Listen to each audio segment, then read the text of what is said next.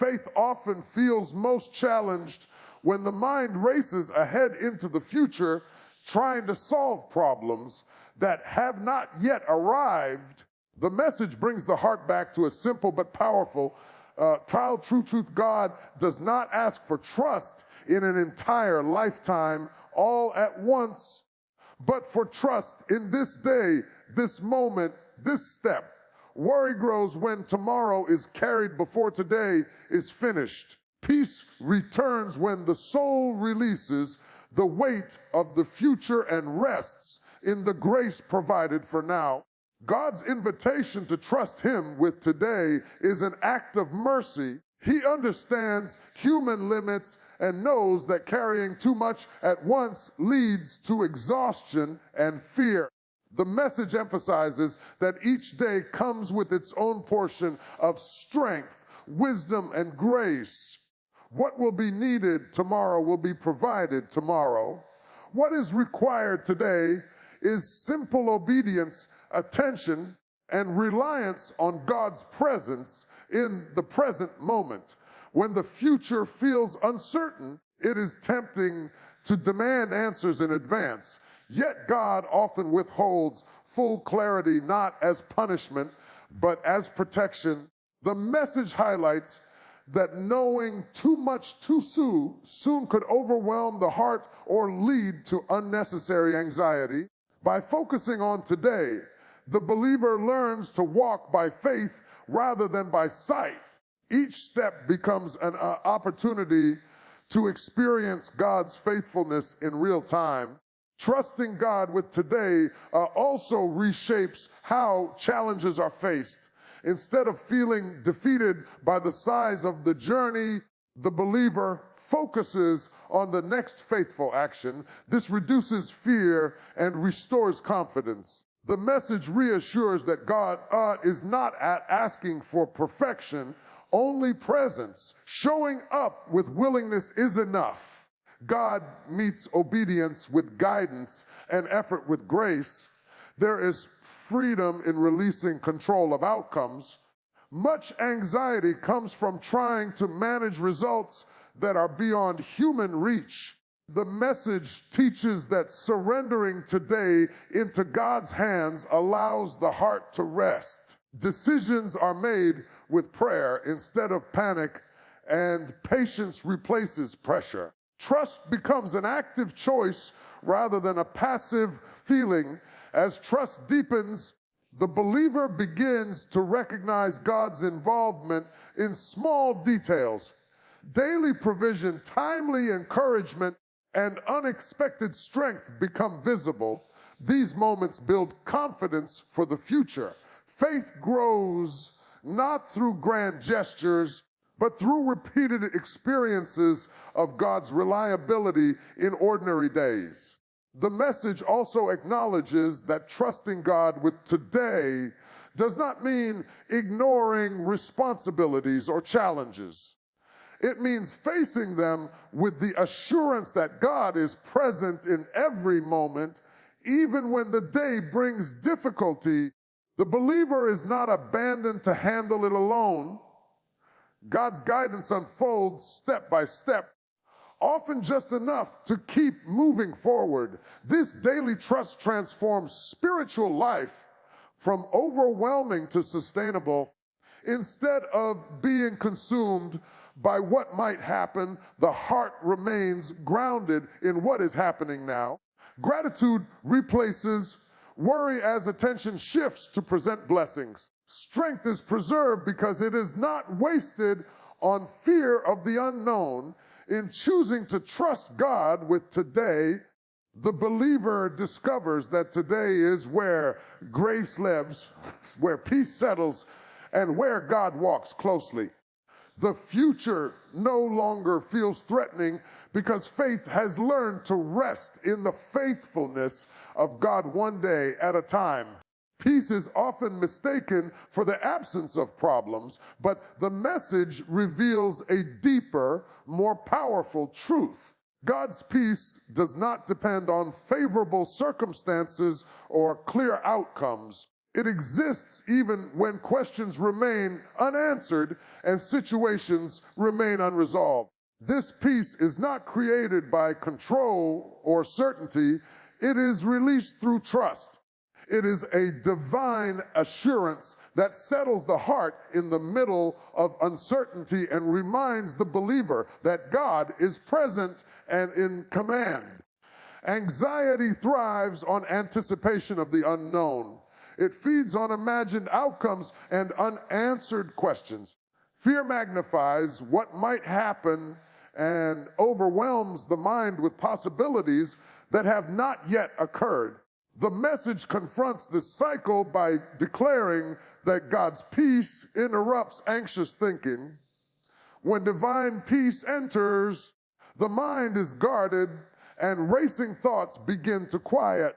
What once felt overwhelming becomes manageable because the heart is anchored in God rather than in outcomes.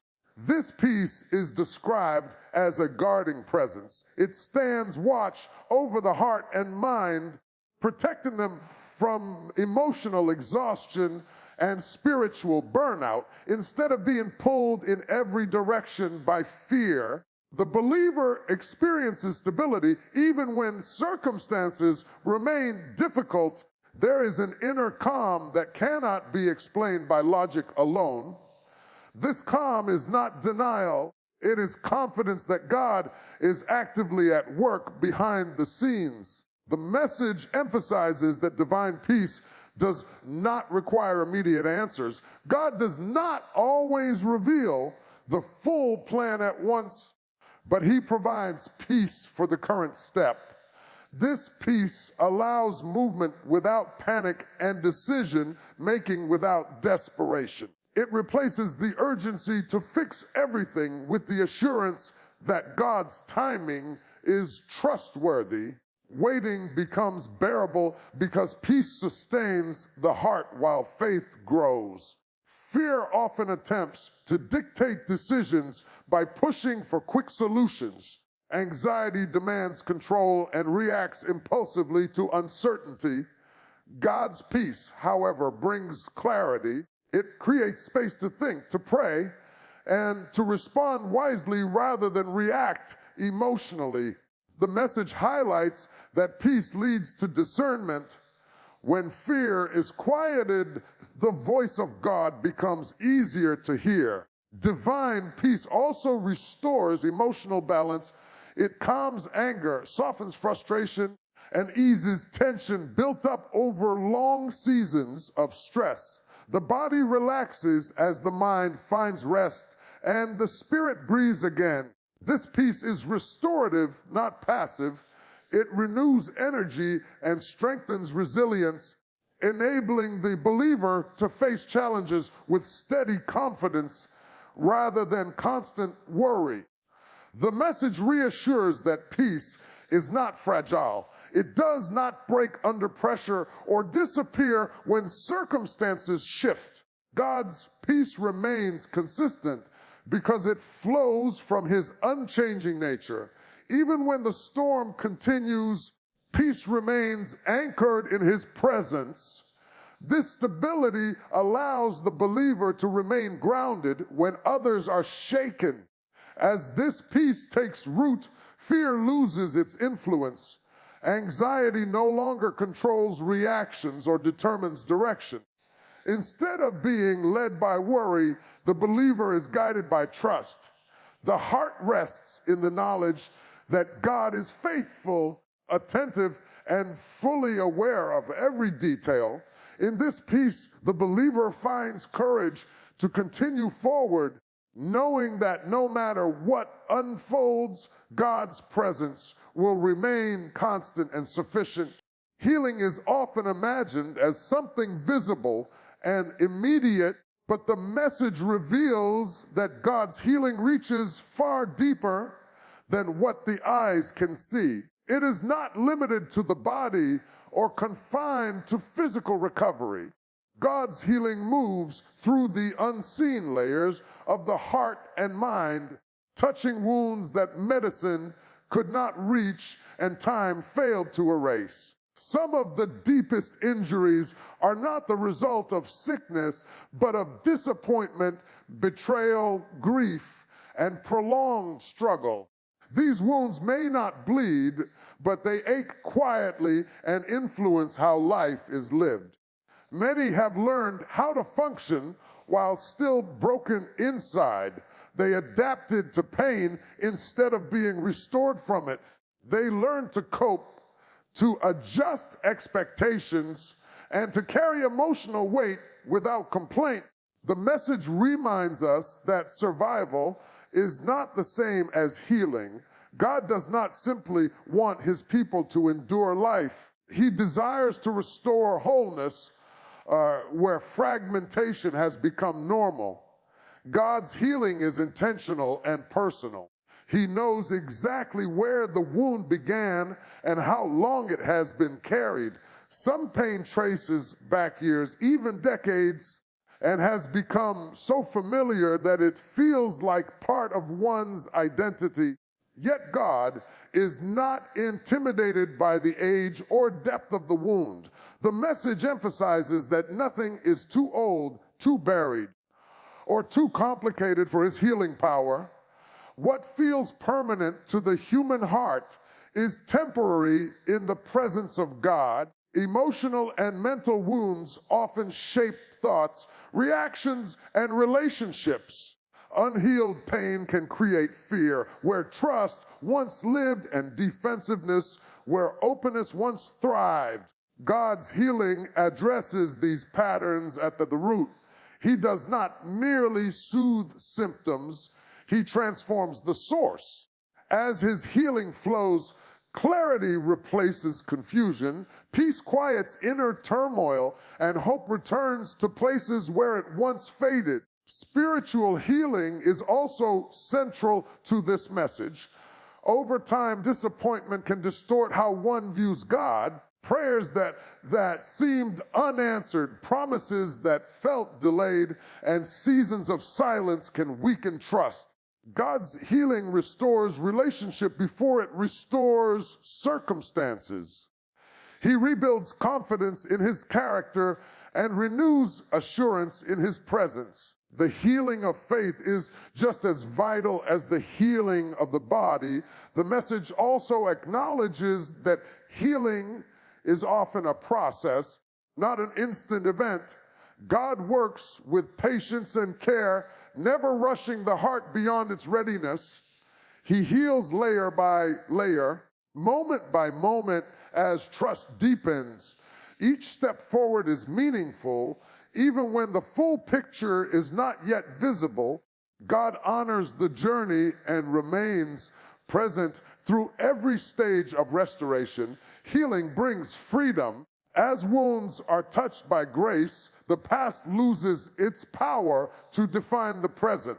Old pain no longer dictates choices or limits expectation. God's healing opens space for joy, courage, and renewed vision. Life begins to feel lighter, not because struggles disappear, but because the weight of unresolved pain is no longer carried alone. This kind of healing does not erase memory, but it removes the sting. It allows the heart to remember without reliving and to move forward without fear. In this way, God's healing restores not only what was broken, but also the capacity to hope again. There is a deep comfort in knowing that nothing about your life is hidden from God, not even the pain. You learn to live within silence. The message reveals a God who does not only see public victories and spoken prayers, but also the quiet struggles that never found words. He sees the moments when you smiled for others while your heart was heavy. He sees the nights when tears fell without sound, in the mornings when you gathered yourself just enough to face another day. This divine awareness brings reassurance that you have never suffered unnoticed. So many carry wounds they never explained because they felt no one would understand. Some pains were dismissed too quickly. Others were endured because there was no space to process them. Yet God does not overlook what others missed. He hears prayers that were whispered in exhaustion and understands cries that never left the heart. The speech emphasizes that silence does not equal absence, and that just because pain went unspoken does not mean it went unheard. God's awareness of hidden pain is not passive, it is compassionate and intentional. He does not observe from a distance, but draws near with understanding. When he says, I see you, it is not a statement of judgment, but of intimacy. It means he recognizes the effort it took just to keep going. He acknowledges the strength it required to endure without applause. This recognition restores dignity to suffering and reminds the believer that their endurance matters. The message also brings healing to those who felt overlooked or forgotten. When struggles remained invisible, it was easy to believe that God had moved on or that prayers were ignored. But the speech corrects this lie by affirming that God keeps record of every tear, every burden, and every faithful step taken in the dark. What felt unseen on earth was fully known in heaven. Hidden pain often shapes decisions, reactions, and fears in ways we do not always recognize. God's awareness opens the door for restoration at the root, not just relief at the surface. When he brings hidden wounds into his light, it is not to expose shame, but to apply healing. The speech reassures that God does not force healing before the heart is ready. He patiently waits until trust is rebuilt and hope begins to breathe again. Silent prayers carry special weight. They are often prayed when strength is gone and words are few. God honors these prayers not for their eloquence, but for their sincerity. The speech emphasizes that even a sigh directed toward heaven is received as prayer.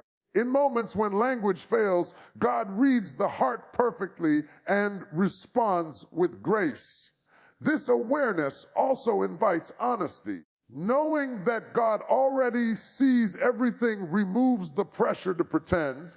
There is freedom in coming before Him without masks, without rehearsed phrases, and without fear of being misunderstood.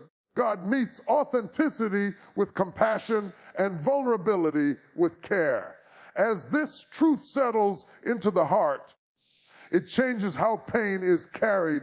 Instead of bearing it alone, the believer begins to trust God with the weight they once hid. The knowledge that God has always seen and always cared becomes a foundation for healing, hope, and renewed faith in His nearness. There comes a moment when human strength reaches its limit, when effort alone is no longer enough to carry the weight of responsibility, expectation, and unspoken pain. The message reminds us that strength was never meant to be something we manufacture on our own. God never asked His people to survive by sheer willpower. Instead, He offers strength as a gift freely given to those who are willing to receive it. This kind of strength does not come from pushing harder. It comes from yielding deeper. Many have learned how to appear strong while quietly breaking on the inside. They show up, fulfill obligations, care for others, and keep moving forward even when their own spirit feels exhausted. This kind of hidden weariness is dangerous because it convinces the soul that rest is weakness and surrender is failure. But God speaks directly to this mindset and declares that true strength begins where self-reliance ends. When you stop trying to hold everything together alone, divine strength is released to hold you up. God's strength operates differently from human strength. Human strength drains with use, but divine strength increases through dependence. The more you lean on God, the more He pours into you. The message emphasizes that weariness is not a sign of defeat. It is a signal that it is time to receive what only God can provide. When exhaustion rises, grace responds. When weakness is acknowledged, power is released. This renewal of strength is not loud or dramatic. It is often gentle and steady. God restores endurance before He removes burdens. He fortifies the heart before He changes circumstances. This allows you to keep moving forward even when the situation has not yet shifted. Instead of collapsing under pressure, you discover a supernatural ability to endure without becoming bitter, tired without losing hope, and challenged without losing faith. The speech also highlights that many have been strong for everyone else while neglecting their own need for renewal. They have carried families, responsibilities, and expectations without complaint. God sees this quiet sacrifice and responds once with compassion, not criticism. His promise is not to demand more, but to replenish what has been poured out. Strength flows back into the places where energy was drained and courage was stretched thin. Receiving divine strength requires humility. It means admitting that you cannot do this day on your own. It means praying not just for solutions, but for stamina. God meets that prayer with faithfulness. He does not shame weakness. He honors honesty. When you acknowledge your limitations, you create space for His limitless power to move. As this strength settles in, it changes how you approach the day. You no longer rush ahead in panic or drag yourself forward in defeat. You move with assurance, knowing that God is sustaining you moment by moment. Even if the path is difficult, you are not walking in your own power. You are being carried by a strength that does not run out, does not break under pressure, and does not abandon you halfway through the journey. Before the day begins to speak into your life, God speaks first.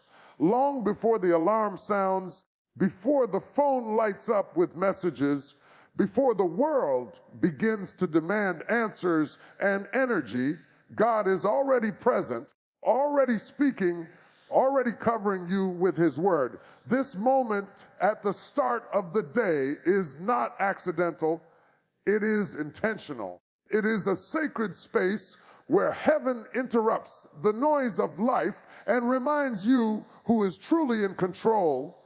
When God speaks first, fear loses its authority, anxiety loses its grip, and confusion loses its voice. So often, the day tries to define us before we define it in prayer. Circumstances attempt to set the tone, problems line up at the door of our mind, and yesterday's worries try to follow us into today. But when God speaks first, He reframes the entire day. His voice establishes peace before panic can rise. His promises anchor the heart before doubt can take root. His presence reminds the soul that no matter what comes later, you are not walking into this day alone. God's first word in the morning is not judgment, it is mercy. Not pressure, it is peace. Not condemnation, it is purpose. Each new day is evidence that grace has already gone ahead of you. The fact that you woke up is proof that God is not finished with you yet. His speaking first is an invitation to listen before reacting, to trust before worrying, and to align your spirit before engaging the world. When God speaks first, Your identity is secured before the world tries to label you. You are reminded that you are not defined by yesterday's failures, today's challenges, or tomorrow's uncertainties. You are defined by His love, His calling, and His faithfulness. This divine reminder strengthens the heart and steadies the mind, allowing you to face responsibilities without being overwhelmed by them. The voice of God in the morning becomes a filter for everything else you will hear.